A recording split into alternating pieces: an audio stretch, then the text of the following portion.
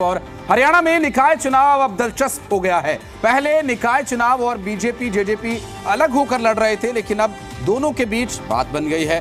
नगर परिषद के चुनाव भाजपा और जजपा साथ मिलकर अब लड़ रहे हैं। लेकिन बहस क्यों जरूरी है? दरअसल बहस इसलिए जरूरी है कि हरियाणा की सरकार में सहयोगी होने के बाद भी आखिर पहले क्यों ये अलग अलग लड़ रहे थे? बीजेपी जेजेपी अलग अलग निकाय चुनाव में उतरने की तैयारी में थे और फिर बाद में अचानक ऐसा क्या हुआ कि दोनों एक बार फिर साथ आ गए। आखिर बीजेपी के यू टर्न के आखिर मायने क्या है? क्या बीजेपी जेजेपी में पहले टकराव की स्थिति थी? इन सभी विषयों पर कुछ रिएक्शंस आपको दिखाएंगे, खास मेहमानों से चर्चा करेंगे और जानने की कोशिश करेंगे निकाय चुनावों में क्या अब दिलचस्पी और बढ़ेगी। कुछ अहम सवाल रहेंगे, उस पर भी नजर डालें। मुख्य विपक्षी दल कांग्रेस जो है वो मैदान छोड़कर भाग गई और बहुत सारे स्थानों पर स्थिति ऐसी हुई कि जेजेपी और बीजेपी ही चुनाव मैदान में दिख रही थी। तो बदले हुए समीकरणों पर हमने कल विचार किया और आज साथ बैठकर निशांत सिंह जी, दिग्विजय जी, हमारे महामंत्री वेदपाल जी, मोहन कौशिक जी, विचार करने के बाद हमने साथ जाने का निर्णय लिया कि हम एक दूसरे के सामने नगर परिषद चुनाव में हमने इस प्रकार से जाएं कि जो है एक दूसरे के सामने हम ही नहीं हों, क्योंकि बाकी तो सब मैदान एक तरह से छोड़ गए। तो ये तय किया है कि टोहाना, नरवाना, डबवाड़ी और नूह 4 स्थानों पर जेजेपी चुनाव लड़ेगी और 18 में से जो शेष 14 स्थान हैं उन पर भारतीय जनता पार्टी चुनाव। आदरणीय डिप्टी सीएम साहब के पास अध्यक्ष जी का, तावड़े साहब का मैसेज था कि सारे मामले को रीथिंक करें और इस पे पुनर्विचार करें बैठ कर। तो आज हम इकट्ठे हुए और जो बात अध्यक्ष जी ने कही है उसी तरीके से मिलकर के लड़ेंगे। और जैसे इन्होंने बताया कि टोहाना, नरवाना, डबवाड़ी और नूह जननायक जनता पार्टी लड़ेगी और बाकी 6 सीटों पे भारतीय जनता पार्टी। और अब कुछ सवाल जिन पर नजर डालेंगे और उन्हीं सवालों से लगते जवाब, उन्हीं सवालों से लगते और सवाल पूछेंगे, जानने की कोशिश करेंगे उनके जवाब। दरअसल सवाल यह कि क्या बीजेपी जेजेपी में टकराव की स्थिति बन गई थी? क्या अब टिकटों को लेकर टकराव हो सकता है? क्या बीजेपी जेजेपी गठबंधन के बाद अब निकाय चुनाव में समीकरण बदलेंगे? चूंकि इससे पहले ये दोनों पार्टियां अलग अलग होकर चुनाव लड़ने की तैयारी में थी। इन्हीं सवालों पर चर्चा रहेगी हमारी और इन सवालों से लगते कुछ और सवाल भी रहेंगे। और चूंकि जिस तरह से हमारे प्रवक्ताओं का एक पैनल मौजूद है हमारे साथ, उनके साथ भी चर्चा करेंगे। दरअसल अभी जिस तरह का निकाय चुनाव को लेकर मुद्दा रहा, चूंकि स्थानीय मुद्दे होते हैं चुनावों में, बहुत बड़े स्तर पर नहीं, बिल्कुल मूल मुद्दों पर चर्चा होती है। और अब चूंकि बीजेपी जेजेपी इस पूरे मामले में पूरी तरह से एक्टिव हैं और इसमें एक दिलचस्प मोड़ यहाँ पर बनता नजर आ रहा है। तो क्या अब मुद्दों से हटकर राजनीति पर ये चुनाव केंद्रित हो जाएंगे? ये भी प्रश्न रहेगा, उनसे चर्चा करेंगे। और ख़ास मेहमानों का हमारे साथ एक पैनल मौजूद है। एक छोटा सा परिचय मैं कराऊंगा अपने मेहमानों का और उसके बाद चर्चा में आगे बढ़ेंगे। चलिए चर्चा का दौर शुरू करेंगे और एक छोटा सा परिचय हमारे मेहमानों का। शमशेर सिंह जी खड़क हमारे साथ मौजूद है बीजेपी से, दीपकमल सारन जी हमारे साथ हैं जेजेपी से, वेद प्रकाश विद्रोही जी हैं कांग्रेस के प्रवक्ता, कृष्ण कुटेल प्रवक्ता हैं एनएलडी के, सोनिया बोहत जी हैं आम आदमी पार्टी के प्रवक्ता। आप सभी का बहुत स्वागत है। और पहला सवाल मेरा शमशेर जी आपसे रहेगा। सर, आप लोग हरियाणा में यू टर्न बहुत ले रहे हैं। ये यू टर्न नहीं है, ये हमारी पार्टी का निर्णय है। परिस्थिति के अनुसार हम निर्णय लेते हैं और सबसे मिलजुल के ही निर्णय लेते हैं। आदरणीय अध्यक्ष जी ने पहले जब निर्णय लिया तो भी उन्होंने ये कहा था कि हमारा जो गठबंधन का साथी है वो हम उनके साथ फ्रेंडली मैच करेंगे। और जब ये लगा कि जो कांग्रेस इस प्रकार से पिछले 3 महीने से ये अनाउंस कर रही थी जिस प्रकार से कि हम बीजेपी की तरह चुनाव चिन्ह पर लड़ेंगे और इनके नेताओं में बल्कि विरोधाभास भी हुआ, उसे लगता था कि ये चुनाव चिन्ह पर लड़ेंगे। लेकिन जिस प्रकार से भूपेंद्र हुड्डा ने यू टर्न लिया ना लड़ने का, कांग्रेस के प्रवक्ता साथी बहुत बड़ी बातें करते थे कि हम चुनाव चिन्ह पर लड़ेंगे, लेकिन आखिरकार कांग्रेस पार्टी इसी से भाग गई और जब यूं लगा हमें कि ये तो चुनाव जेजेपी और बीजेपी में ही आके रुक गया, जिस प्रकार से हमारे आदरणीय अध्यक्ष ओम प्रकाश धनखड़ जी ने कहा, तो हमने विचार किया क्यों ना हम क्योंकि हमारे जो पार्टनर हैं वो हमारी हर बात को मानते हैं, हम उनकी बात को मानते हैं, बहुत अच्छा संबंध है। और जिस प्रकार से दोनों अध्यक्षों का बैठना हुआ और उसके बाद हमने ये निर्णय लिया कि 4 पे वो लड़ेंगे और 14 पर हम लड़ेंगे। और ये बिल्कुल एक अच्छे माहौल में और एक अच्छे प्यार प्रेम से एक हमारी दोनों पार्टी के जो संगठन के मुखिया हैं वो बैठ के उन्होंने जो बात की और उसको फूल चढ़ाते हुए हमारा पूरा संगठन, जेजेपी का पूरा संगठन इस कार्य पे लग गया है। और हमें 14 के 14 जो जिला अपना नगर परिषद का जो अध्यक्षों की बात है, चेयरमैनों की बात है, कि उम्मीदवार भी हमने घोषित कर दिए हैं और चुनाव बड़े अच्छे ढंग से पार्टी लड़ेगी। और जिस प्रकार से दूसरी पार्टी कहीं दिखाई नहीं दे रही और जिस प्रकार से कांग्रेस ने कहीं भी मिस कर रहे हो सर कांग्रेस को? कांग्रेस दिखाई नहीं दे रही तो बहुत मिस कर रहे हो आप। 2-3 बार जिक्र किया आपने कांग्रेस का।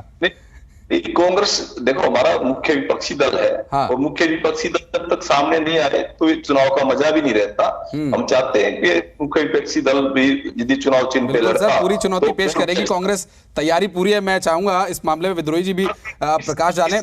कांग्रेस मैदान छोड़कर भाग गई है ऐसा ओपी धनखड़ साहब कह रहे हैं विद्रोही जी, और आपके जो बीजेपी के प्रवक्ता साहब आए हैं शमशेर जी वो भी कह रहे हैं कि बहुत मिस कर रहे हैं वो आपको।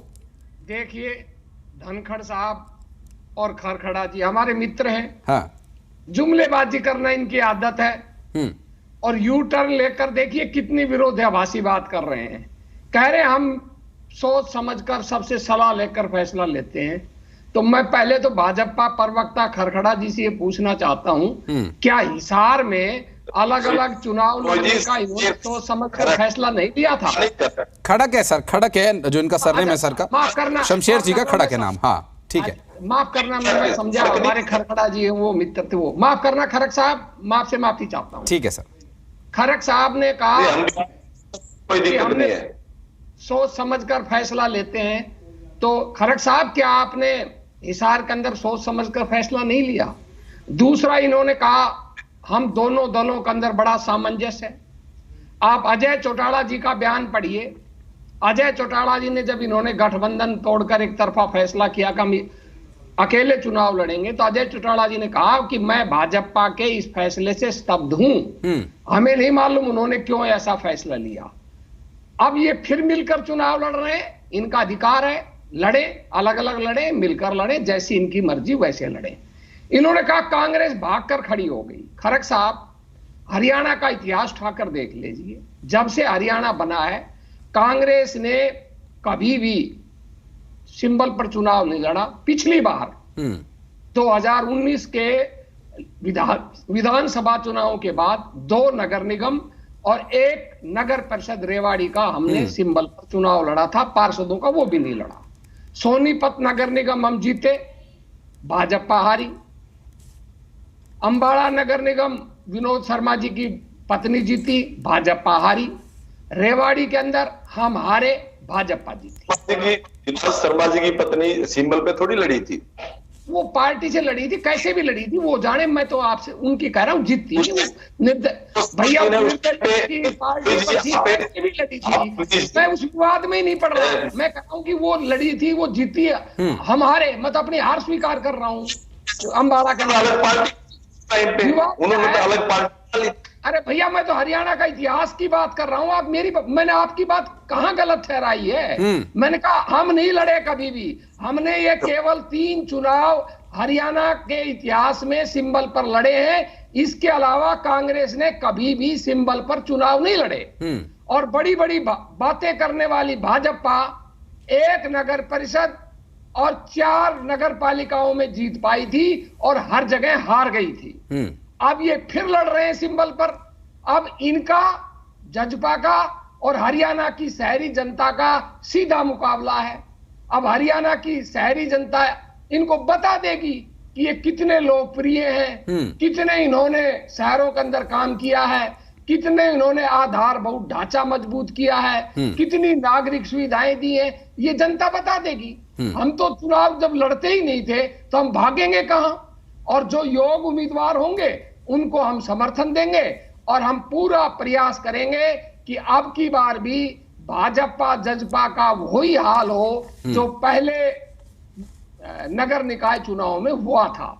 उसके लिए हम अपनी तैयारी कर रहे हैं और देखते हैं कौन कौन मैदान में आता है। निश्चित रूप से। अच्छा, एक बात शुरुआत में एक बहुत स्पष्ट हो गई।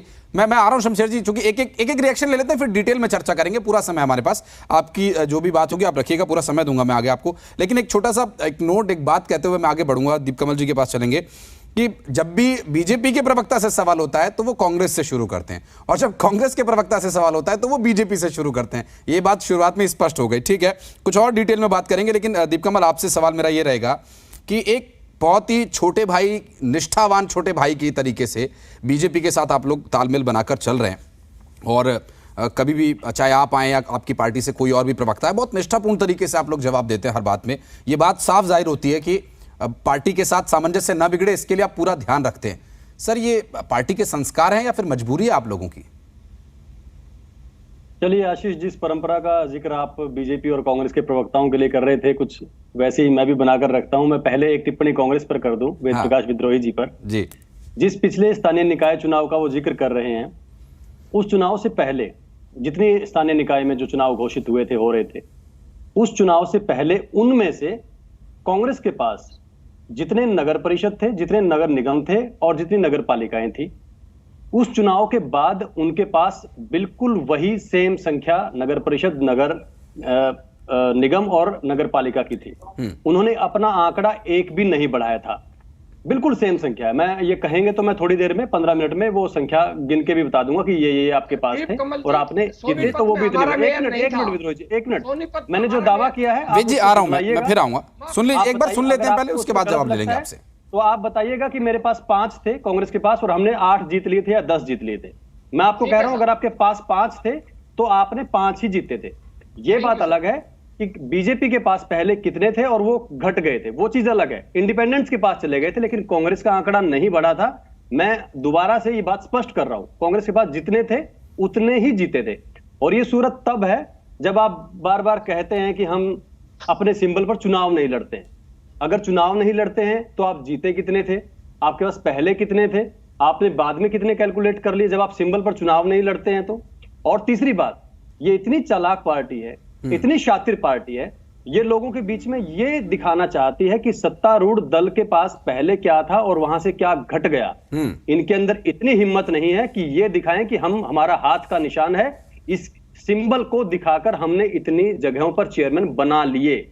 उस बात से पीछे हटे हैं ये बात, मतलब इनके अंदरूनी रूप से इनको पता है ये बात कि कौन सी चालाकी करके ये अपनी पार्टी को धीरे धीरे आगे सरकाना चाहते हैं। और मैं दावा करता हूं 46 नगर पालिका, नगर परिषद तो बहुत दूर की बात है।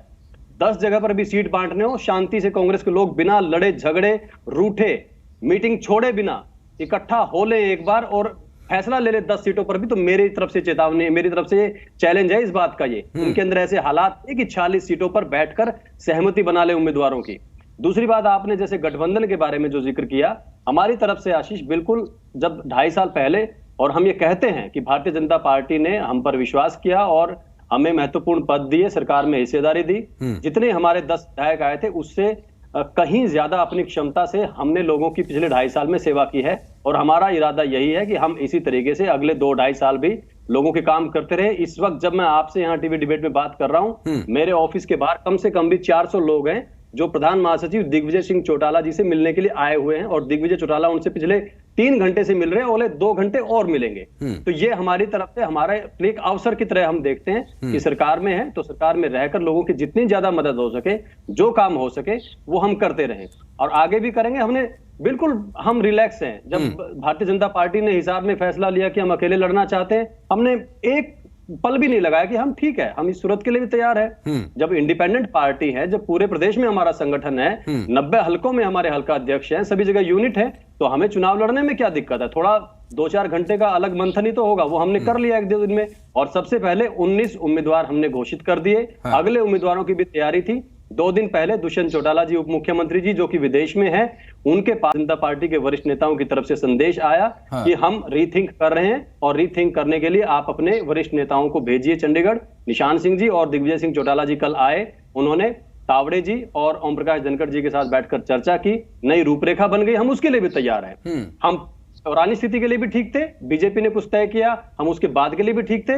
बीजेपी ने आप लोगों की भी तो कुछ शर्तें तो होंगी ना, आप आप सरकार में सहयोग करें, कुछ तो शर्तें होंगी, कोई तो क्राइटेरिया तय किया गया होगा कि अब रीथिंक क्यों किया जा रहा है। एक बार तो सवाल पूछा गया होगा, क्योंकि स्ट्रेटेजी ऑलमोस्ट आप लोगों की बन गई थी, हमने पिछले चर्चाओं में इस बारे में भी जिक्र किया था।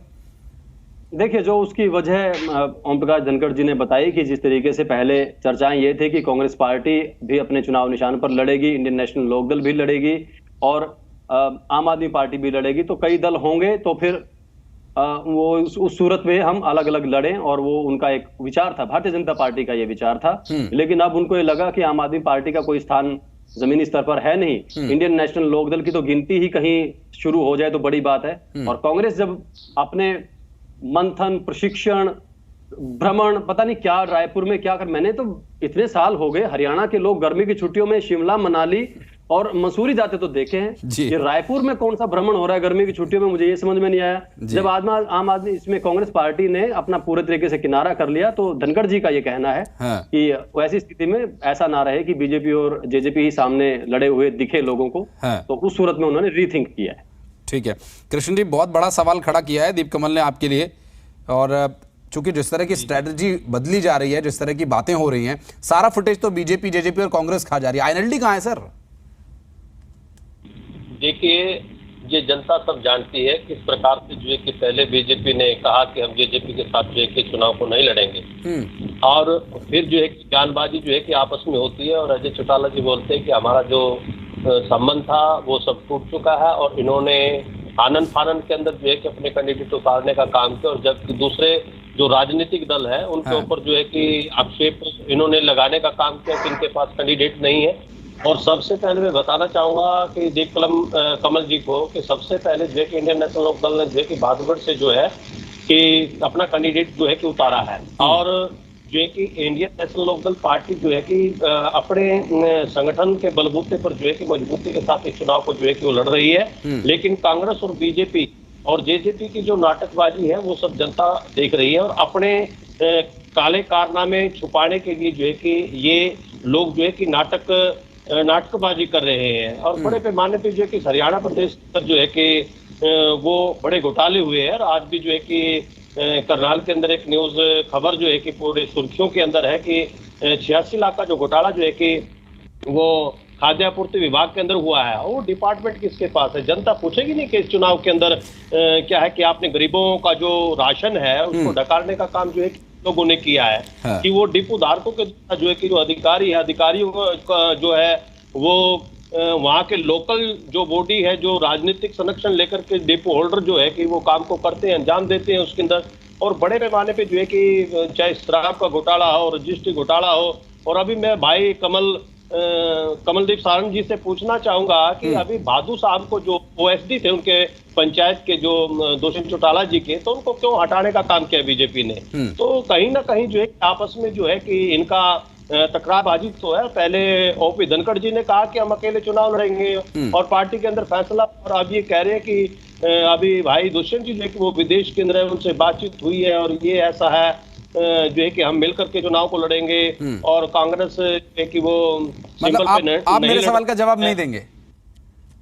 जवाब तो मेरा यही है कि ये तो सर मेरे सवाल का जवाब नहीं है कुटिल साहब, ये मेरे सवाल का जवाब। मैंने ये पूछा, आपसे मैंने पहला यही कहा कि बीजेपी और जेजेपी ने जो, ठीक है चलिए आप कह रहे हैं उन्होंने उनकी रणनीति को आप चालबाजी कह रहे हैं, उनकी बातचीत को, विचार मंथन को आप नाटकबाजी कह रहे हैं, चलिए ठीक है, थोड़े नाटक आप भी कर लीजिए सर, हो सकता है कुछ भला हो जाए इन चुनावों में।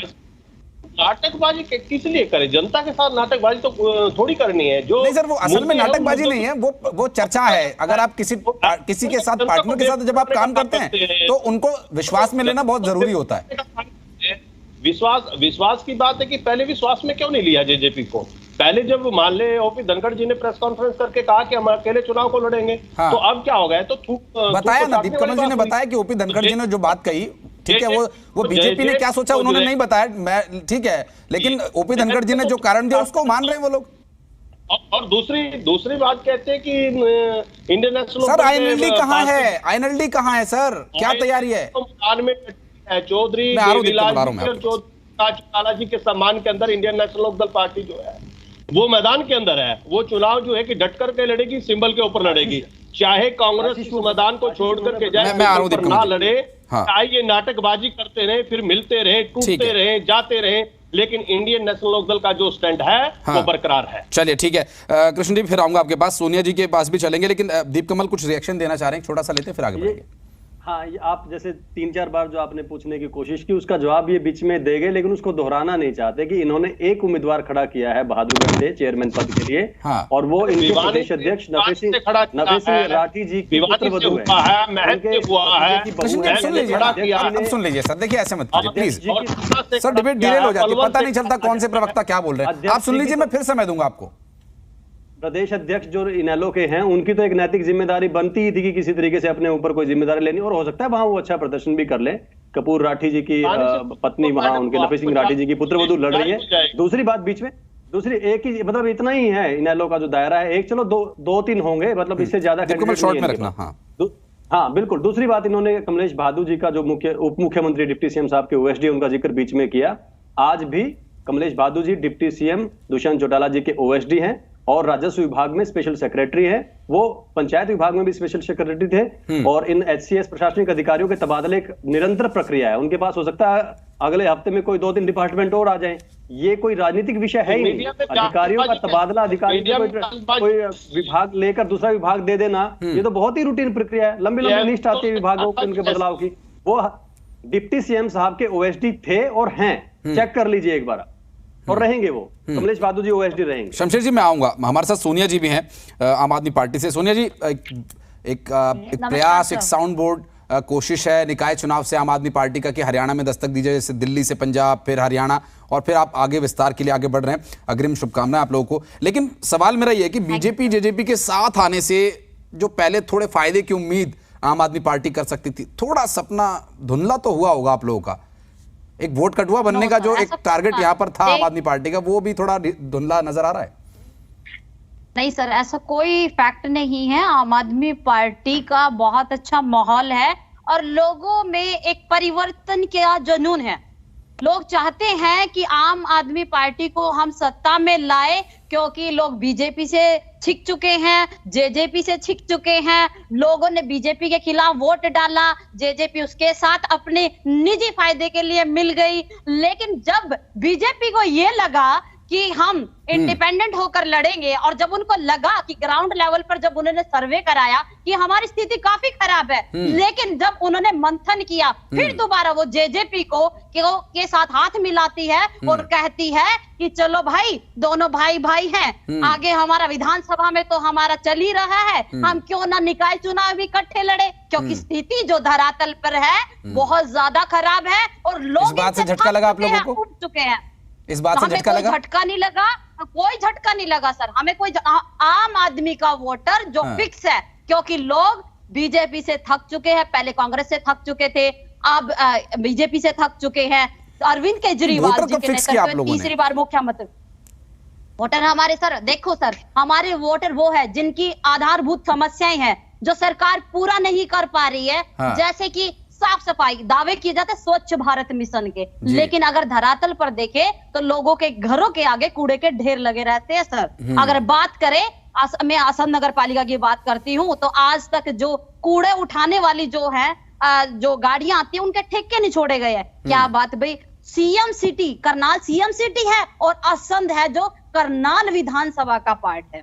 देखिए, और फिर भी यहाँ पर महीनों से यहाँ पर ठेका नहीं छूटा है। अगर जब भी लोगों की यहाँ पर लोग जाते नगर पालिका में, बोला जाता है कि हम क्या करें, ऑफिसर बोलेंगे हम क्या करें, सरकार के पास बजट नहीं है। क्या बात भाई, फिर स्वच्छ भारत मिशन के इतने बड़े बड़े दावे क्यों किए जाते हैं? अगर सरकार के पास स्वच्छ भारत मिशन का नारा देकर लोगों के घरों के आगे से कूड़ा नहीं उठाया जा रहा, तो किस बात का मैं ये सोच रही हूँ कि किस क्या नाम लेकर अब वोट मांगेंगे। देखिए, इनकी स्थिति बहुत ज्यादा खराब है। सोनिया जी, ये विषय आम आदमी पार्टी डिबेट्स के अलावा और कहां उठाती है?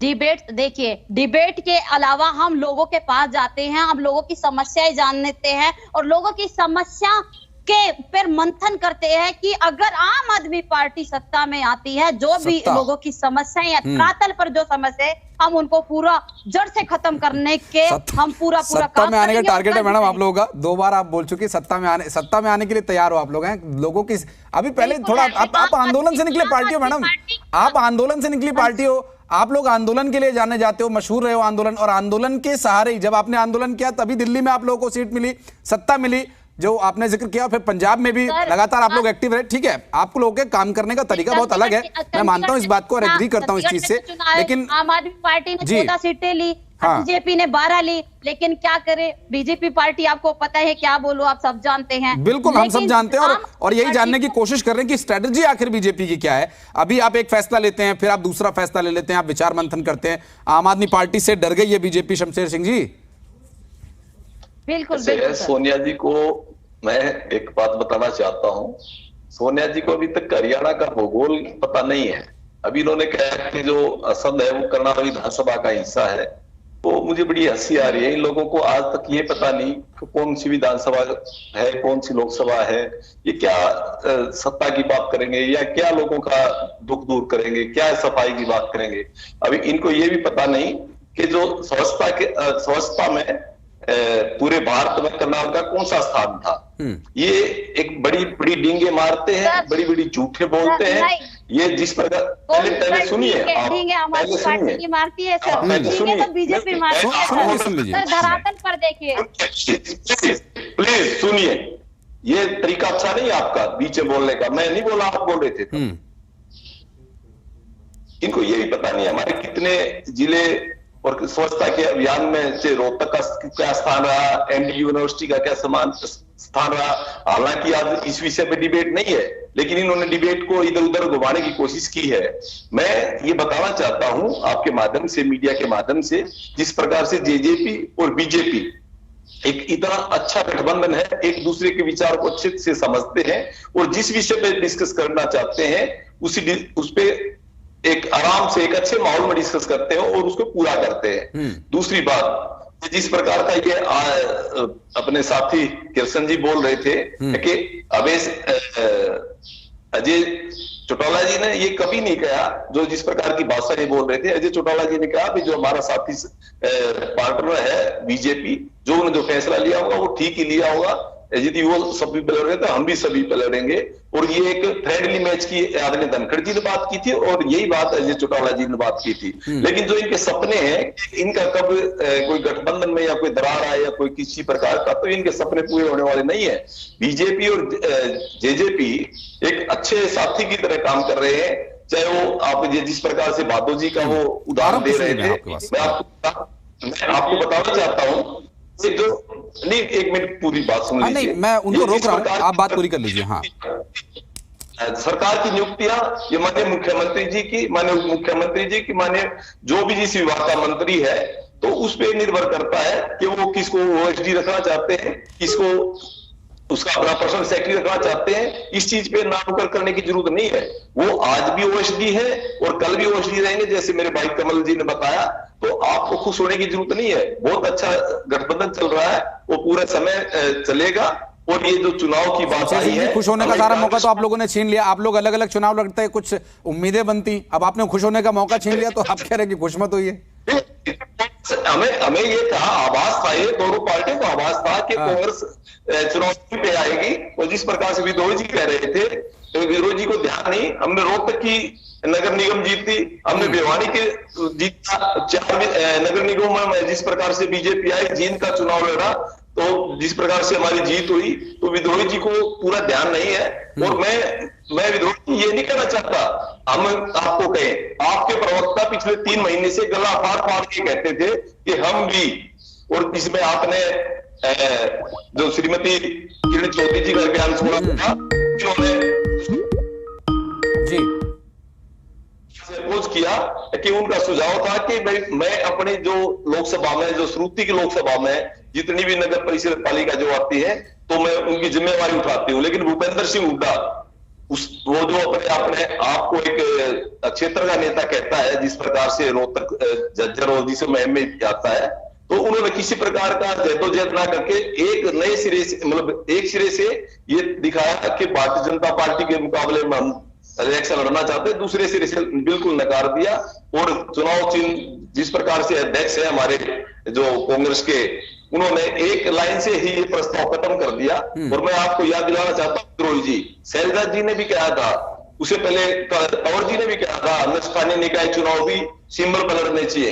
लेकिन क्या डर है कि इस प्रकार का भूपेंद्र सिंह हुड्डा को, वो बार बार इस तरह की बातें आते हैं तो उसको सिरे से निकाल देते हैं। क्योंकि आपके अभी तक जिला अध्यक्ष नहीं बने, आपके ब्लॉक अध्यक्ष नहीं बने, आपके प्रदेश की कार्यकारिणी नहीं बनी आपकी। जिस प्रकार से एक निजी सेनाएं लड़ती है उस प्रकार का आपका सिस्टम है।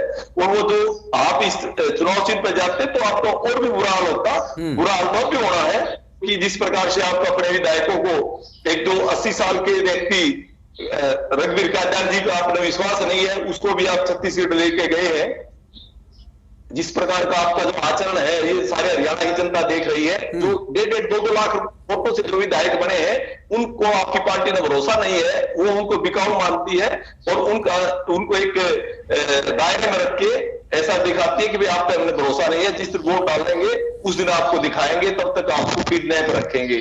कांग्रेस की कांग्रेस तो बहुत धरातल पे जीरो होती जा रही है। जिस प्रकार से पश्चिम बंगाल में, यूपी में और पंजाब में भी जस्ट आपका बुरा हाल हुआ है, तो इस चीज पे आपने सोचना पड़ेगा। आपका संगठन है काफी कमजोर हो चुका है, तो आप अपना संगठन मजबूत बना। जवाब ले लें सर। उसके बाद बीजेपी से इलेक्शन लड़ने की बात करिए। हाँ शमशेर जी जवाब देंगे या आगे बढ़े?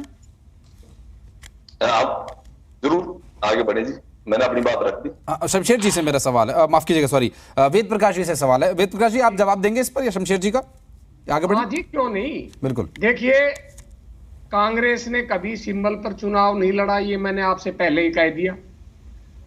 शमशेर जी ने कुछ गिनाए नगर निगम, फिर वो गलत बोल रहे हैं। मैंने कहा 2019 के बाद, आप गिना रहे हैं 2019 से पहले की, और मैंने बात की थी 2019 के बाद की। 2019 के बाद नगर निगम, नगर निकाय चुनाव हुए, जेजेपी भाजपा मिलकर लड़ी और केवल 4 जगह जीते। मैं उस बात की चर्चा कर रहा था। कमलदीप जी ने सवाल उठाए, भाई कांग्रेस भाग गई, कांग्रेस दोहरी बात करती है। अरे भाई, हमारी पार्टी के नेता कह रहे थे कुछ कि भाई सिंबल पर लड़ेंगे, कुछ कह रहे थे सिंबल पर नहीं लड़ेंगे। तो जो हमने फैसला किया कि नहीं लड़ेंगे, ये हमारा आंतरिक मामला है। इन्होंने हमारे विधायकों पर सवाल उठाया कि वो बिकाऊ हैं, हमें विश्वास नहीं। कमलदीप जी ने भी उठाए सवाल। कमलदीप जी याद करें, 82 के अंदर भयंकर गर्मी के अंदर लोकदल, भारतीय जनता पार्टी और निर्दलीय 48 विधायकों को तेजा केड़ा फार्म पर 1 महीने रखा था, 1 महीने, और वहां उन बेचारों को केवल 1 सब्जी मिलती थी। कितने दुखी थे वो। क्या वो आपको विश्वास नहीं था उन पर? क्या भाजपा के नेता विधायकों को भाजपा पर विश्वास नहीं था? फिर उसके बाद शिमला में रखे, 7 दिन दिल्ली में रखे। किस तरह भागा था एक विधायक जींद का सिंगला साहब, वो एक इतिहास की बात है। जब चौटाला साहब ने दोबारा बंसीलाल जी की सरकार तोड़कर गिराई, बीजेपी के 11 विधायकों ने हबीपा का साथ छोड़कर साथ दिया, तब क्या आपने अपने विधायकों को होटलों में नहीं रखा था? तो ये दूसरों पर उंगली उठाने से पहले अपने अंदर भी देख लीजिए। समय समय पर हर दल ने कहीं न कहीं, किसी न किसी राज्य में जब ऐसी परिस्थितियां पैदा हुई हैं, अपने अपने विधायकों को ले गए हैं, एकजुट रखा है। ये अपने अपने दल का आंतरिक मामला है। जी बिल्कुल, निश्चित रूप से। और जहां तक नगर निकाय चुनाव का है, नगर निकाय चुनाव में मेरी बात याद रखना, हरियाणा की जनता जेजेपी भाजपा का जो 2020 के अंदर चुनाव हुए थे उससे भी बुरा हाल करने वाली है। और ये जो इकट्ठे हुए हैं, ये इसलिए इकट्ठे नहीं हुए कि कांग्रेस भाग गई, या कांग्रेस ने चुनाव नहीं लड़ा। अरे कांग्रेस ने तो पहले भी चुनाव नहीं लड़े थे, तब भी आप लोग अपने सिंबल पर लड़ते थे। आप लोग इसलिए एक हुए हैं कि ग्राउंड रिपोर्ट आपको बता रही है कि आपकी हालत खस्ता है। अगर अलग अलग लड़ोगे तो एक भी सीट नहीं जीत पाओगे। तो अपना चेहरा बचाने के लिए आप लड़ रहे हैं, अच्छी बात है, आपका गठबंधन है, मुझे क्या आपत्ति हो सकती है, आप मिलकर लड़े। परंतु इन नगर निकाय चुनावों में जनता आपसे जो स्थानीय समस्याएं हैं, पानी की, बिजली की, महंगाई की, बेकारी की, आधारभूत ढांचे की, ये आपसे पूछेगी, आपको करारा जवाब मिलेगा और आपको चुनावों में करारी हार भी मिलेगी। मेरी बात याद रखना। दीप कमल जी, मैं वेद प्रकाश विद्रोही जी से एक आग्रह करना चाहूंगा कि जिस दिन नतीजे आए और जेजेपी 4 में से 4 सीटें अगर जीत जाएं तो ये डिबेट में जरूर आए जी, क्योंकि मेरा कमल जी, मैं अभी एक टिप्पणी हमारे हिस्से 4 नगर परिषद की सीटें हैं, कमल जी एक छोटी सी चारों की चारों जीत के दिखाएंगे वेद प्रकाश विद्रोही जी आपको, ये मैं दावा कर रहा हूं आपसे। और उस दिन आप आगे जरूर अपना विश्लेषण करना कि लोगों ने क्या संदेश दिया है, इसका मायना क्या है और 2024 में या आगे आने वाले भविष्य में क्या होने वाला है। और दूसरी बात, हम कम से कम अपने आप के लिए अपने ऊपर यकीन करके, अपने कार्यकर्ताओं पर, अपने जो उम्मीदवार हैं उन पर भरोसा करके अपने चुनाव निशान को लोगों के बीच में ले जा रहे हैं। अगर हमें कुछ भी वोट मिलेंगे तो वो हमारे होंगे 100%। हम कांग्रेस की तरह दोहरी बात नहीं करेंगे कि वो हार गया या ये जो निर्दलीय जीता है ये बहुत अच्छा था, हमारे लोगों ने इसका समर्थन किया था, हमारी पार्टी इसके साथ खड़ी थी, वो वाला काम हम नहीं करेंगे। हम जिसको हमने अपना सिंबल दिया है, और जो नगर पालिका के जो चुनाव है, जो वार्डों के चुनाव है, आगे पार्षद जो बनते हैं, वहां पर जहां पर हम किसी जगह पर सिंबल पर नहीं भी लड़ेंगे, जिन उम्मीदवारों को हम समर्थन करेंगे वो हमारे नेताओं की तस्वीर प्रचार में लगाएंगे, झंडे बैनर हमारे वाले इस्तेमाल करेंगे, पार्टी के नेता उनके प्रचार में जाएंगे, तब हम उनकी बात करेंगे। कांग्रेस पार्टी की तरह रायपुर से हम अपना कैंपेन नहीं चलाएंगे। और ये विद्रोही जी ने बड़ी अच्छी बातें याद दिलाई 1982 की और बाकी से होगी, लेकिन जिक्र हरियाणा का ही किया कि दिल्ली में कहीं रखा, तेजाखेड़ा फार्म सिरसा में कहीं रखा, रायपुर तो फिर भी मैं इसलिए कह रहा हूँ, रायपुर तो बहुत दूर है ना, एक बार स्पष्ट तो कीजिए कि क्या वजह है, कोई तो अच्छा कारण होगा। क्योंकि कुलदीप बिश्नोई भी अभी मैं कहीं देख रहा था कि वो पूछ रहे हैं कि भूपेंद्र सिंह हुड्डा जी बताएं तो सही कि क्यों लेकर गए हैं, क्या वजह है। टूटने का डर है ना, साफ साफ कहिए ना, एक बार इस बात को महसूस तो कीजिए कहकर कि हमें अपने विधायकों के टूटने का डर है बस। क्योंकि ये इतिहास रहा है, 2016 में भी इतिहास है ये, कांग्रेस पार्टी के अंदर ऐसे लोग हैं, ऐसी ताकतें हैं जो एक दूसरे को कमजोर करने के लिए, एक दूसरे के उम्मीदवार को हराने के लिए, कांटा निकालने के लिए, ये शब्द इस्तेमाल होते हैं कांग्रेस पार्टी में कि उसका कांटा निकाल दिया, उसको ठिकाने लगा दिया। अब रणदीप सिंह सुरजेवाला को जयपुर जाना पड़ा है, कोई तुक बनता है, जो आदमी 30 साल से हरियाणा की चुनावी राजनीति कर रहा है, यहां से कम भी 7 चुनाव जीत चुका है, 2 बार कैबिनेट मंत्री रह चुका है, हरियाणा के 2 जिलों में राजनीति करता है वो आदमी, जबकि हरियाणा में सीट है। ऐसा नहीं है कि हरियाणा में राज्यसभा का चुनाव नहीं है कि फिर किसी राज्य में जाना पड़ रहा है, हरियाणा में राज्यसभा का चुनाव है और एक टिकट, एक सीट है जिस पर वो जीत सकते हैं, लेकिन राजस्थान से चुनाव लड़ रहे हैं। क्यों? क्योंकि उनको पता है कि यहाँ तो कांटा निकाला जाता है। और भूपेंद्र सिंह हुड्डा जी तो कांटा निकालने के सबसे बड़े डॉक्टर है, वो तो सबसे बड़े इलाज करते हैं। अशोक तंवर का कर दिया, कुलदीप बिश्नोई का कर दिया, कुमारी शैलजा का कर दिया, राव इंद्रजीत का कर दिया, चौधरी वीरेंद्र सिंह जी का कर दिया, पता नहीं कितने कांटे निकाल चुके हैं। अब 1-2 और बीच में कोई आएगा रणदीप जैसा तो उसको भी निकालेंगे, और निकाल ही दिया ऑलमोस्ट वो।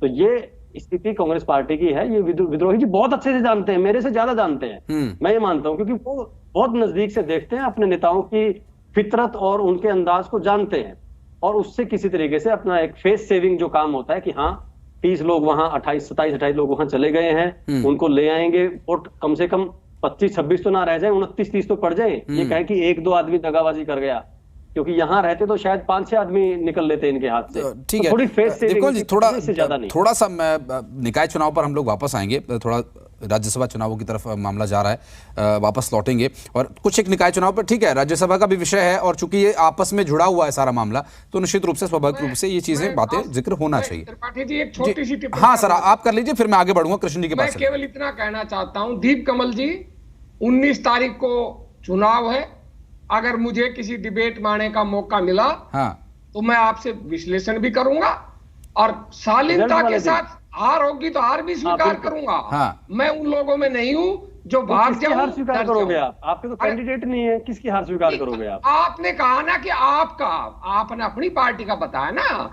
कि भाई 4 के 4 हम जीतेंगे। आपने ही सवाल उठाया, मैंने नहीं उठाया है।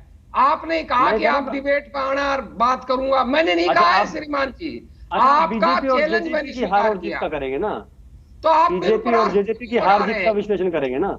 जब आपने ही सवाल उठाया, फिर आपने सवाल ही क्यों उठाया? मैंने तो नहीं उठाया। मैं ये कह रहा हूँ, आप कह रहे हो ना कि हार, कांग्रेस की तो हार नहीं होने वाली ना, कांग्रेस तो लड़ ही नहीं रही है। तो फिर मैं कांग्रेस तो लड़ नहीं रही है। विद्रोही जी हम आपको जीत में शामिल करेंगे। चलो कोई बात नहीं, आपको मुबारकबाद दे देंगे अगर आप जीतोगे तो। कौन इसमें लोकतंत्र है, आपको जीत गए तो आपको मुबारकबाद दे देंगे, जरूर। नहीं बिल्कुल, वेद प्रकाश विद्रोही जी बहुत ही शालीन प्रवक्ता हैं और मैं इस बात को कहना चाहूंगा, बहुत ही अच्छे व्यक्ति हैं और बहुत बेबाक तरीके से बात को रखते हैं। जो बात स्वीकार करने वाली होती है उसे स्वीकार करते हैं और जिन बातों पर लड़ना होता है बहुत शालीन शब्दों का इस्तेमाल करते हैं। वेद जी बहुत शुक्रिया, आप हमारे साथ जुड़ते हैं, बहुत अच्छा लगता है आपसे चर्चा करके। आगे भी हम चर्चा करेंगे और जो आगे परिणाम वाले दिन का आपने जिक्र किया, जरूर हम लाइनअप करेंगे इस विषय में, आपको भी बुलाएंगे, दीप कमल जी भी रहेंगे और बीजेपी के, INLD के, आम आदमी पार्टी सभी के प्रवक्ता रहेंगे। एक वो विषय चुनाव के बाद का होगा, एक नई रणनीति, एक नई तरह की उस पर बातचीत होगी। लेकिन अभी के जो सवाल हैं INLD से भी, चूंकि INLD सत्ता में रह चुकी है और इन दिनों उनके जो वरिष्ठ नेता हैं वो एक बुरे दौर से गुजर रहे हैं और एक पार्टी का जो पूरा जो दौर है वो काफ़ी सोचनीय, विचारणीय स्थिति में आ चुका है। कृष्ण जी भी इस बात को बहुत अंदर से महसूस कर रहे होंगे। ठीक है, कार्यकर्ताओं को बूस्टअप करने के लिए ऐसे बातें बोलनी पड़ती हैं, लेकिन सर रणनीति के बारे में बात करें अगर INLD की, बीजेपी से आपका जो है टक्कर होने वाली है, कृष्ण जी कांग्रेस से टक्कर होने वाली है, जेजेपी जैसी पार्टी है, आम आदमी पार्टी लगातार जो अपने झंडे को लेकर अनवरत आगे बढ़ रही है, उनसे आपका मुकाबला है। एक छोटी सी बात से हम आगे बढ़ेंगे। बीजेपी ने जो अभी लिस्ट जारी की उसमें महिला उम्मीदवारों की अच्छी खासी संख्या है।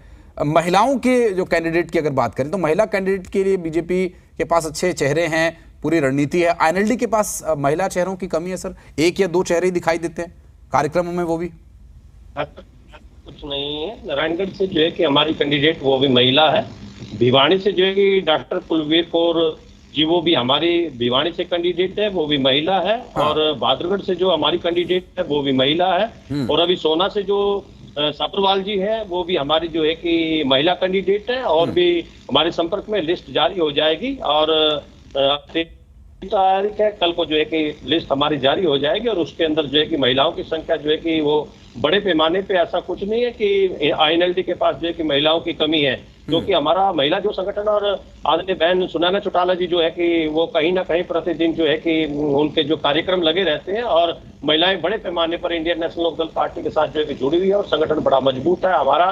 पूरे हरियाणा के अंदर जो है कि हमारा संगठन जो है कि महिलाओं का वो काम कर रहा है। और दूसरी बात जो है कि हमारा जो स्थानीय निकाय चुनाव को लेकर के जो है कि हमारे जो मुद्दे रहेंगे वो इनकी कारगुजारी जो है, अभी बहन सोनिया बोस जी जो बोल रही थी वो ठीक बोल रही थी कि भी है ना जो है कि स्वच्छता अभियान को लेकर के जो है कि बड़े पैमाने पर जो है कि इन्होंने घोटाले करने का काम किया है। करनाल के अंदर स्ट्रीट लाइट घोटाला हुआ है, पानीपत के अंदर जो है कि वो स्वच्छता के नाम से सफाई को लेकर के बड़ा पैमाने पर घोटाला हुआ है, वैसा ही यमुनानगर के अंदर हुआ है, अम्बाड़ा के अंदर हुआ है। और दिन प्रतिदिन जो है कि मामले उठते हैं और जनता इनसे जो है कि इस चुनाव के अंदर जो है कि वो जवाब लेगी। और अभी करनाल के अंदर 29 मार्च को जो है कि 110 फर्जी बीपीएल कार्ड बना करके जो है कि वो 34 लाख रुपए का जो है कि वो घोटाला किया है। 5 अप्रैल को जो है कि स्टॉक गबन करके वो 16 लाख का जो है कि ये फ्रॉड इन लोगों ने किया है। और 23 अप्रैल को जो है कि 82 फर्जी बीपीएल कार्ड बना करके जो है कि 25 लाख का जो है घोटाला वो इस सरकार के अंदर हुआ। 25 मई को जो है कि स्टॉक गबन करके 8 लाख का घोटाला किया गया और 27 मई को 32 फर्जी बीपीएल का जो है कि वो करके 16 लाख का गबन जो है कि वो बड़े पैमाने पे जो है कि ये डिपार्टमेंट किसके पास है। और हम पूछना चाहेंगे, जनता पूछेगी। और अभी भाई बोल रहे थे, हमारे शमशेर जी भी बोल रहे थे, वो क्योंकि स्थिति ये थी कि इनका मिलने का आपस में गया था कि जो जीरो रिपोर्ट ग्राउंड रिपोर्ट जो है कि वो इनके पक्ष में नहीं थी, तो इसलिए इनको मिलना पड़ा है। और ताकि जो है कि हम जनता के बीच में जाकर के जो है कि दोनों मिलकर के जो है कि इस चुनाव को जीते, अच्छा प्रदर्शन हम अपना दिखाएं। लेकिन जनता जो है कि माफ नहीं करेगी।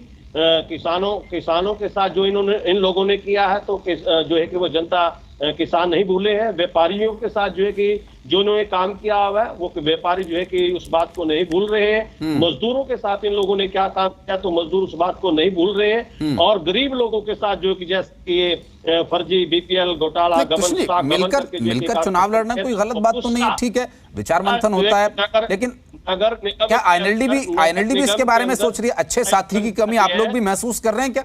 आम आदमी पार्टी भी है, देखिए कुछ विचार बनने। हमारे पास अच्छी टीम है, हमारे पास अच्छी टीम है, हमारे पास व्यक्तियों की कोई कमी नहीं है। हमारे आदरणीय अभय चौटाला जी जो है कि बड़े अच्छे सूझवान व्यक्ति हैं, उनके साथ में जो हमारी टीम है, प्रदेश के अध्यक्ष हमारे नफे सिंह राठी जी हैं, आर.एस. चौधरी जी हैं और हमारे महेंद्र सिंह मलिक जी हैं, बहुत अच्छी हमारी टीम है, प्रकाश भारती जी हैं। बड़ा पैमाने पे जो हमारी टीम है बड़ा अच्छे तरीके से जो है कि वो काम की कार्यकारिणी की लिस्ट है मेरे पास सर, लेकिन मैं बात कर रहा हूं सर रणनीति की। क्या जिस तरह से बीजेपी जेजेपी साथ आए तो सत्ता की चाबी बीजेपी के हाथ आई, जेजेपी भी उसमें सहयोगी रही, तो ये जो आप लोगों का जो चश्मा है, क्या आम आदमी पार्टी को अगर आप लगाएं तो नजरिया कुछ बदले, हरियाणा में कुछ दूर तक रास्ता दिखाई दे? निकाय चुनावों से कर सकते हैं इसकी शुरुआत? हम स्थानीय निकाय चुनाव के अंदर हम संगठन के बलबूते जो है कि चुनाव को जीतेंगे, जीतेंगे। सबसे पहले कैंडिडेट उतारने का काम किया तो वो इंडियन नेशनल लोकदल पार्टी ने किया है और वो समय पे जो है कि वो अच्छा प्रदर्शन होगा। और दूसरी बात जो है कि चाहे वो कांग्रेस है, कांग्रेस भी जो है कि वो अदला बदली की राजनीति करती है, क्योंकि कांग्रेस नागनाथ है तो बीजेपी सापनाथ है, क्योंकि ये जो है कि जुमलेबाजी करके लोगों को बरगलाने का काम करती है और लोकतंत्र पे लोगों का विश्वास नहीं है। क्योंकि अभी जो है कि रायपुर के अंदर कि मैं उस बात पर नहीं जाना चाहता, हमारा विषय स्थानीय निकाय चुनाव है, लेकिन यहाँ पर बीजेपी और जो जेजेपी है, जनता इनको माफ नहीं करेगी, इनको मुंह की खानी पड़ेगी और यहाँ पर परचम जो है कि वो इंडियन नेशनल लोकदल पार्टी का जो है कि वो फहरेगा। कृष्ण जी, मुझे लगता है इसके लिए आप लोगों को मैं आ रहा हूं शमशेर जी, इसके लिए आप लोगों को धरातल पर उतरना पड़ेगा। डिबेट से वो संदेश नहीं पहुंच पाएगा, सिर्फ डिबेट्स में आप इस विषय को उठाएंगे तो वो नहीं जा पाएगी बात। हम पर है, हमारा बैठकों का दौर जारी है, हम प्रतिदिन कहीं ना कहीं जो है कि हम फील्ड में होते हैं। हम एक ड्राइंग रूम की राजनीति नहीं करते, क्योंकि चौधरी ओम प्रकाश चौटाला और चौधरी देवीलाल जी ने कभी भी जो है कि ड्राइंग रूम की राजनीति नहीं की है और जो उनकी स्ट्रेटेजी है, जो उनकी नीतियां हैं, उन नीतियों को लेकर के जो है कि हम ग्राउंड पर जाते हैं और लोगों को तैयार करते हैं। और आज भी जो है कि प्रतिदिन जो है कहीं ना कहीं जो है, बिल्कुल कृष्ण, मैं उसी बारे में आ रहा था कि ओपी चौटाला साहब जब लौटे थे, जब से तो एक रिवाइवल की सिचुएशन थी आईएनएलडी के लिए, एक अच्छा दौर आने की उम्मीद थी, लेकिन एक बार फिर से अनफॉर्चुनेट कहूंगा कि ये जो पूरा घटनाक्रम हुआ और जो सजा का ऐलान हुआ, इससे थोड़ा सा एक मनोबल टूटता जरूर है। लेकिन ठीक है, अगर आप लोग उनकी नीति पर चल रहे हैं तो उम्मीद है कि निकाय चुनाव में आप लोग बेहतर करेंगे। एक कुछ रिएक्शन देना चाह रहे हैं शमशेर सिंह जी, शॉर्ट में रखिएगा, उसके बाद सोनिया जी के पास चलेंगे। मैं बताना चाहता हूं कृष्ण जी को, जिस प्रकार से उन्होंने कहा किसान बड़ी याद है, बिल्कुल किसान हमें बिल्कुल याद करेंगे, क्योंकि जिस प्रकार से किसानों के हित में जो हमने नीतियां बनाई है और जिस प्रकार से उनका मुआवजा दिया है, जिस प्रकार को उनको फसल का रेट दिया है और समय पर खरीद हुई है, जिस प्रकार से गन्ने का जो आज कोई भी पैसा समय पर मिलता है किसान के खाते में जाता है, इसलिए हमें किसान याद करेंगे।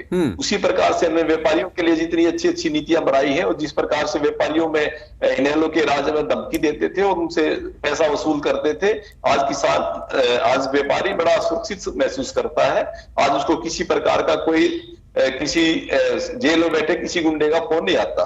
दूसरी बात और बता देता हूं मैं आपको, और हमारे राज्य में स्टूडेंट भी जो विद्यार्थी है वो भी याद करेंगे, वो भी याद कर रहे हैं हमें। जिस प्रकार से आदरणीय मुख्यमंत्री मनोहर लाल जी के राज्य में 1 लाख से ज्यादा हमें नौकरी दी है, वो योग्यता के आधार पे दी है। और हमारे राज्य में कर्मचारी भी याद करेंगे, क्योंकि जिस प्रकार से ट्रांसफर का एक उद्योग चलता था, पैसे लेके ट्रांसफर होती थी, हमने ऑनलाइन ट्रांसफर करके और ऑनलाइन आम आदमी को जो सुविधाएं दी है, तो हर वर्ग हमें याद करेगा। और हर वर्ग शमशेर जी कृष्ण जी ने कुछ घोटालों का जिक्र किया, क्योंकि मेरे पास उनके आंकड़े नहीं है तो इसलिए मैं उस बारे में नहीं बोल रहा। कुछ घोटालों का भी जिक्र किया, इस पर कुछ कहना चाहेंगे आप? ये कृष्ण जी की अपने दिमाग की उपज हो सकती है। किसी प्रकार का कोई घोटाला हुआ है तो उसके खिलाफ आप जाइए, उसके खिलाफ FIR दर्ज करवाइए। ये खामखाई की बातें, जो झूठ बोलने का जो काम कर रहे हैं, इधर उधर की डेटें वगैरह देख के, ये एक विशेष तौर पे इनको दुष्यंत जी से थोड़ी सी ज्यादा प्यार मोहब्बत है, उनको बदनाम करने की ये INLD के लोग करते रहते हैं इस प्रकार की गतिविधियां। लेकिन माननीय मुख्यमंत्री जी के नेतृत्व में बड़ी सरकार ईमानदारी के साथ और हर वर्ग को साथ लेकर चल रही है। मैं इन्हीं बातों के साथ ठीक है सर। मैं सोनिया बहू जी हमारे साथ है, लगातार आम आदमी पार्टी के विषय को रख रही हैं, उनका पक्ष रख रही हैं। सोनिया जी, एक एक करके आपके जो सारे मॉडल्स हैं वो सवालों के घेरे में आ रहे हैं, सारे आदर्श वाक्यों पर सवाल उठ रहे हैं। निकाय चुनाव में क्या करेंगे आप लोग? आम आदमी पार्टी कैसे काटेगी वोट?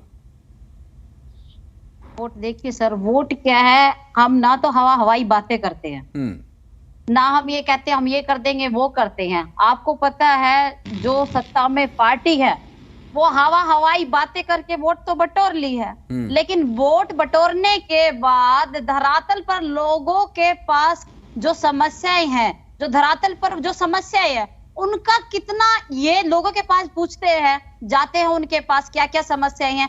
अब लोग अच्छे से जान चुके हैं, पहचान चुके हैं इनको, और इनको पता है ये जुमलेबाजों की पार्टी है।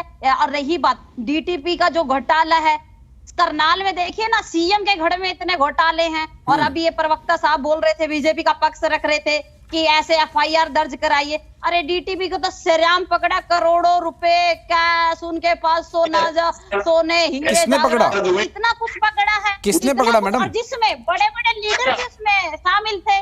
सर सत्ता में है, कहाँ आगे आने देंगे किसी को? कहाँ आगे आने देंगे? इतना कुछ है, इतने बड़े बड़े घोटाले CM सिटी करनाल में हो रहे हैं, और ऊपर से अपने आप को इतना साफ स्वच्छ छवि की पार्टी अपने आप को कहती है।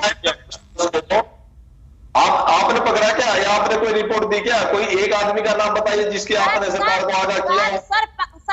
सर मैं जर्नलिस्ट हूँ, मीडिया में हूँ, सारा दिन ये चीजें देखते हैं, कवर करते हैं सर, सारा दिन में एज ए जर्नलिस्ट ये चीजें देखते हैं। तभी मैंने कहा है कि सर मैंने कोई ऐसे नहीं कहा।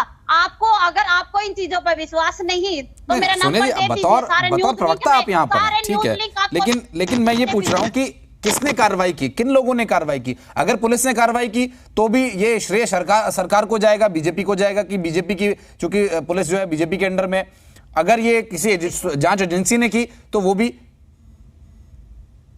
देखिए सोनिया जी, आपको ये चाहिए। सोनिया जी एक बार बात पूरी कर लें, फिर मैं आपके पास आऊंगा। हाँ सर, सत्ता में है ये, चाहे इनका कोई भी पकड़ा जाए, कोई भी, लेकिन जब भी कोई मामला उछलता है ना, रातों रात उसे दबा दिया जाता है, क्योंकि सत्ता में पार्टी है, सब कुछ इनकी है, पुलिस इनका है, प्रशासन अपना है। कहाँ उजागर होने देंगे? कहाँ उजागर? लोगों के नाम थे डायरी कहाँ गई?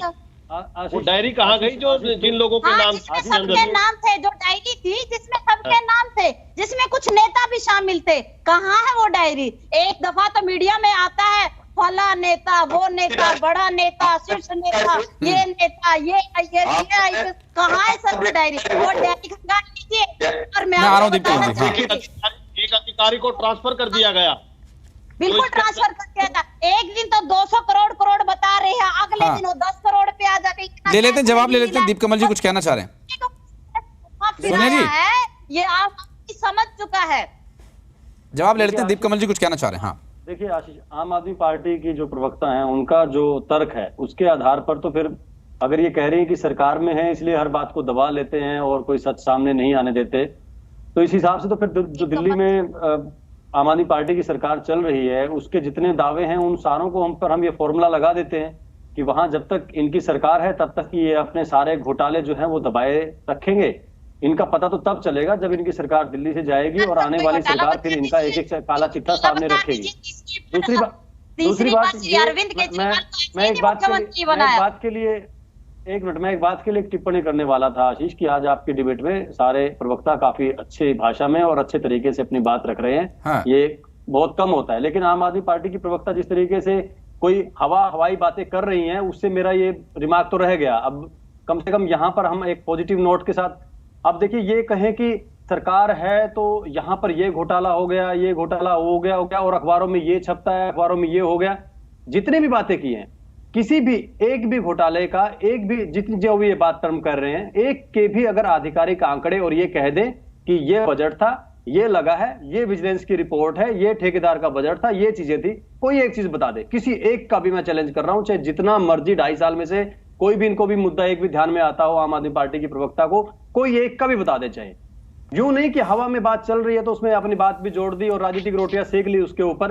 अगर ये खोखलापन है आम आदमी पार्टी के अंदर तो फिर हो गया भला। जितनी बार कोई तुक्का लगना है लग जाएगा। कम से कम ये तो नहीं कि सिक्योरिटी 50 लोगों की 100 लोगों की कम थी और वाहवाही लेने के लिए उन 100 लोगों के नाम 1 मिनट 100 लोगों के नाम सोशल मीडिया पर डाल दिए, सबने प्रचारित कर दिया और उनकी वजह से उन सब लोगों की सुरक्षा चिंता में खतरे में आ गई। कम से कम ऐसे ओछे काम और ऐसे कच्चे काम तो नहीं कर रही सरकारें।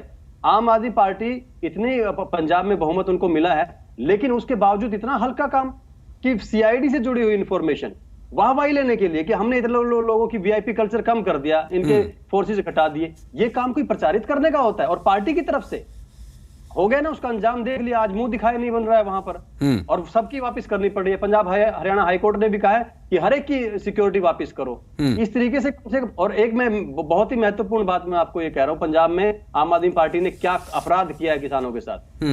आशीष, 20 सालों से पंजाब हरियाणा के किसानों की एक आदत धीरे धीरे करके सुधारी गई थी और मैं विद्रोही जी से चाहूंगा कि इसमें जोड़े कि वो 25 जून से पहले धान की फसल ना लगाएं जब तक बारिश नहीं होती, मानसून नहीं आता, ताकि ग्राउंड वाटर बहुत ज्यादा इस्तेमाल ना करना पड़े। पंजाब में इस बार कुछ किसान पॉलिटिकल रूप से मोटिवेटेड बैठ गए इस मांग के साथ कि हमें एडवांस में 10 जून और 5 जून के बाद ही धान लगाने दीजिए। इनकी सरकार ने वो मांग मानकर किसानों के साथ इतना बड़ा अपराध किया है जो सिचुएशन हमने 20 साल में सुधारी थी कि मॉनसून आने से पहले धान की फसल ना लगे, ग्राउंड वाटर यूज ना हो बहुत ज्यादा, वो इन्होंने रिवर्स कर दिया। 20 साल की मेहनत बेकार कर दी इन्होंने। ये अपनी वाहवाही लेने के लिए इतनी कमजोर सरकार है पंजाब में इनकी। विद्रोही जी से पूछिएगा इन्होंने कितना बड़ा अपराध किया है किसानों के साथ और जमीनी वाटर। ठीक है, इस विषय पर भी चर्चा करेंगे। आज तो संभव नहीं है दीपकमल जी ये बात, क्योंकि समय की कमी है और जो प्रवक्ता जिनकी बात कुछ रह गई है मैं उनसे माफी चाहूंगा। पर बहुत शुक्रिया आप सभी का हमारे साथ जुड़ने के लिए, निकाय चुनावों पर गहन चर्चा करने के लिए और अपनी पार्टी का जो स्ट्रेटजी आप लोग बनाकर चल रहे हैं ताकि जनता को ये चीज स्पष्ट हो सके कि उन्हें किसके साथ जाना है और वो क्या सोच कर बैठे हैं और वो किस तरह से इस पर वोट करेंगे। बहरहाल बहुत बहुत शुक्रिया आप सभी का हमारे साथ जुड़ने के लिए।